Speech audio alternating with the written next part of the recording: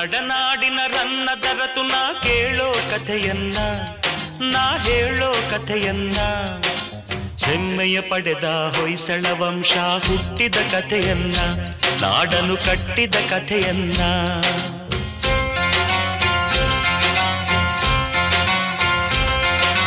ಕನ್ನಡ ನಾಡಿನ ರನ್ನದರತು ನಾ ಕೇಳೋ ಕಥೆಯನ್ನ, ನಾ ಹೇಳೋ ಕಥೆಯನ್ನ.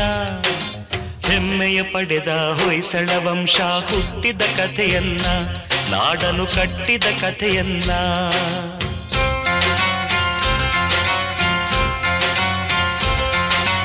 ಒಂದಾನೊಂದು ಕಾಲದಲ್ಲಿ ಮಲೆನಾಡಿನ ಮಡಿಲಿನಲ್ಲಿ ಅಂಗಡಿ ಊರಿತ್ತು, ಊರಿಗೆ ಚೆಲುವಿನ ಕಡೆಯಿತ್ತು. ಬೆಟ್ಟ ಗುಡ್ಡ ಸಾಲಿನಲ್ಲಿ ಹಸಿರಾಗಿರುವ ಬೀಡಿನಲ್ಲಿ ವನಸಿರಿ ಮೆರೆದಿತ್ತು, ಅಲ್ಲಿ ಶಾಂತಿಯು ನೆಲೆಸಿತ್ತು. ಪ್ರಕೃತಿಯೇ ಹೆಣ್ಣಾಗಿ ಮನುಜಗೆ ಕಣ್ಣಾಗಿ, ಧರ್ಮವೇ ಮನೆಯಾಗಿ ಮೌನವೇ ಮಾತಾಗಿ, ಅಕ್ಕರೆ ತುಂಬಿದ ಅಂಗಡಿ ಗ್ರಾಮದಿ ಆಶ್ರಮ ಒಂದಿತ್ತು, ಅದರೊಡು ಗುರುಕುಲ ನಡೆದಿತ್ತು.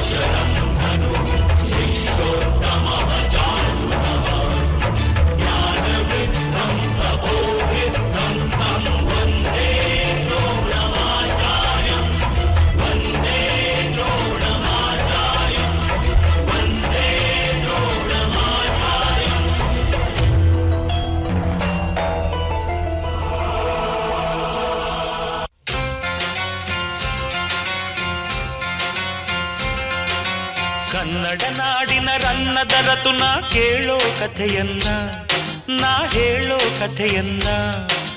ಹೆಮ್ಮೆಯ ಪಡೆದ ಹೊಯ್ಸಳ ವಂಶ ಹುಟ್ಟಿದ ಕಥೆಯನ್ನ, ನಾಡನು ಕಟ್ಟಿದ ಕಥೆಯನ್ನ.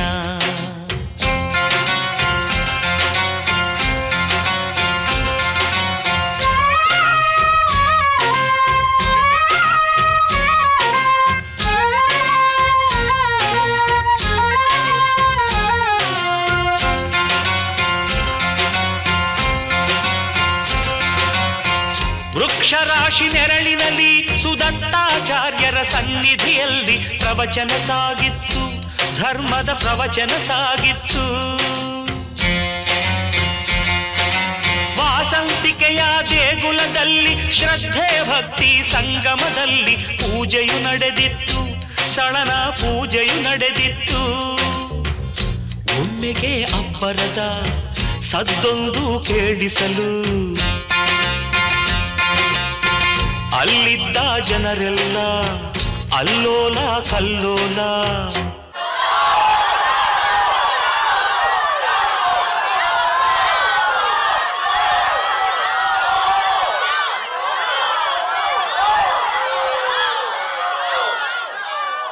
ಹೊಂಬಿಸಿಲೇರುವ ಸುಂದರ ಸಮಯದಿ ಬಂದಿತು ಹುಲಿಯೊಂದು, ಗರ್ಜಿಸಿ ಗುಡುಗಿತು ಹುಲಿಯೊಂದು.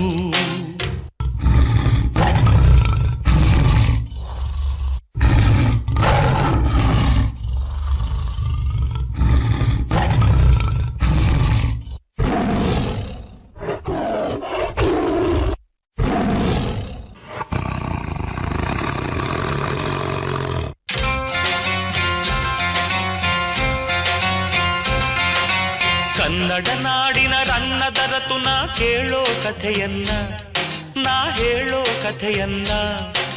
ಹೆಮ್ಮೆಯ ಪಡೆದ ಹೊಯ್ಸಳ ವಂಶ ಹುಟ್ಟಿದ ಕಥೆಯನ್ನ, ನಾಡನು ಕಟ್ಟಿದ ಕಥೆಯನ್ನ.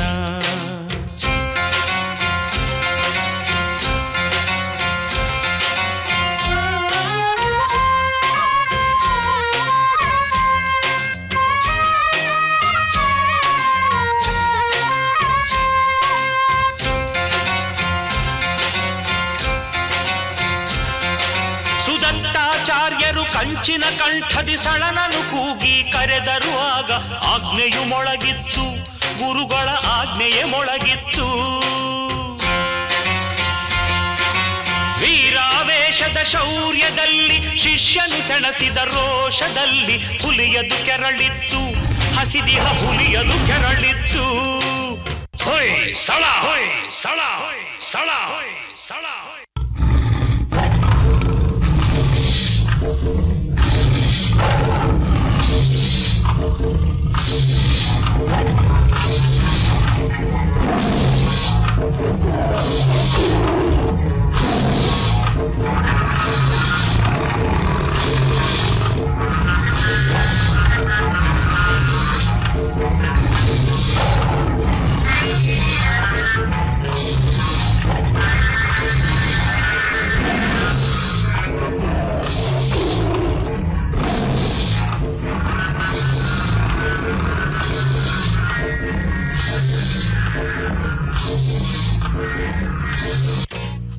ಸಳ ಒರಟಾಗಿ ಗಂಡು ಗಲಿತಾನಾಗಿ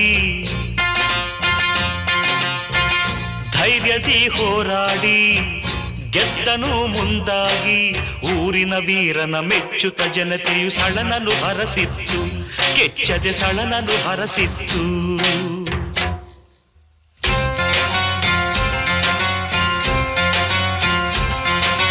ಕನ್ನಡ ನಾಡಿನ ರನ್ನದ ರತುನ ಕೇಳೋ ಕಥೆಯನ್ನ, ನಾ ಹೇಳೋ ಕಥೆಯನ್ನ.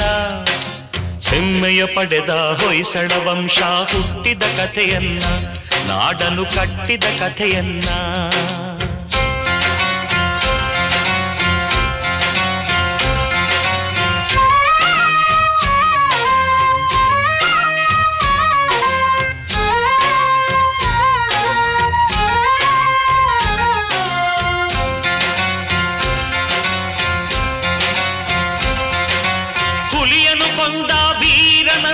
ಗುರುಗಳು ಆಗ ಹರಸಿರಲು ಕಟ್ಟಿದ ಸಳನು ರಾಜ್ಯವನ್ನು, ಅನುಪಮ ಹೊಯ್ಸಳ ರಾಜ್ಯವನ್ನು.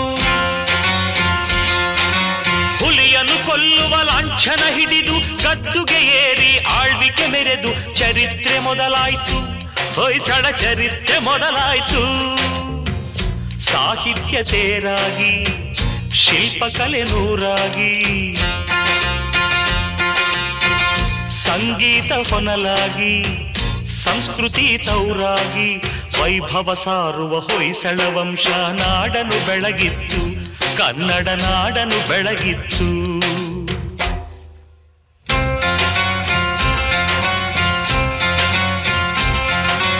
ಕನ್ನಡ ನಾಡಿನ ರನ್ನದ ರತುನ ಕೇಳೋ ಕಥೆಯನ್ನ, ನಾ ಹೇಳೋ ಕಥೆಯನ್ನ.